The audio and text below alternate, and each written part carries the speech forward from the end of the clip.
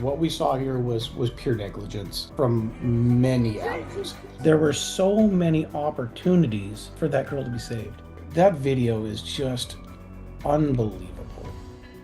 Videos show the terrifying moment a young student going rope swinging was thrown off a 130-foot bridge without a rope attached. 3 bungee jumping instructors have now been charged in the death of the 21-year-old in Brazil, who plummeted to her death as the safety rope could be seen lying unused on the platform. The incident has since gone viral, along with resurfaced videos of the same instructors performing risky-looking stunts with a child, sparking outrage. With fears rising about the dangers of participating in the extreme activity, we spoke with a bungee jump expert to break down everything that went wrong. My name is Chris Batten. I am the owner and operator of Bungee Expeditions. What we saw here was pure negligence from many avenues. There should have been one person in charge that handled everything, and then the other 2 were maybe assistants. If you're in an environment where there's multiple people, if there's not one person taking charge and then another person acting as backup, that's a clear red flag. Everything should be really, really concise. There should be no confusion. The operator should tell you, hey, this is how your jump is going to go.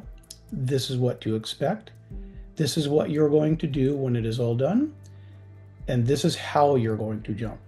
Here is where you're attached. All of these things should be done to each person. Based on the video I saw, it appeared that they may have had a dual rope setup, which is good. I've seen some in the past where it's a single rope. Single rope is extremely dangerous because there is no backup system. So at a minimum, there should be 2 ropes. The other thing that was questionable from the rope I saw, and it's hard to tell without being there, but sometimes you can kind of tell just from looking at the rope itself. The rope itself appeared to be what's called a static rope. A static rope does not have stretch to it. A dynamic rope does. Where bungee jumping becomes much safer than a rope swing, each individual bungee cord holds 2,850 pounds before it can break. So the cords are designed to give everybody a very comfortable ride, very smooth ride, and to mitigate any chance of any injuries. There are a lot of similarities between what you would call a pendulum swing, which is a rope, or bungee jumping.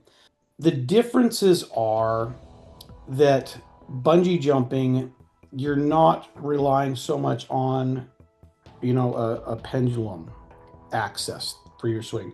Bungee jumping, you can go more straight down and more straight back up because the bungee will absorb the energy. Rope swinging, I think, is more likely to have an accident because there's not as many safety protocols in place just from the inherent nature of how the rigging is done. So these types of jumps, they're commonly called tandem jumps. They actually can be done extremely safely. Based on the video, I can't tell how he's hooked up. If the 2 individuals are attached together properly, it can be done completely safely. I understand why people would be critical of this just because of the operator's history. Now that the operators have done what they've done, every single jump that they've done in the past is going to come under scrutiny. I think the reason that the story's gone viral is that whether you're someone like me who does this all the time, has supervised thousands of jumps and brought everybody home safe, or you're a person that's never done it and you see that, we all have the same gut reaction. The reaction is that it was avoidable. It should have never happened. And that's what's so distressing to all of us, is there were so many opportunities for that girl to be saved.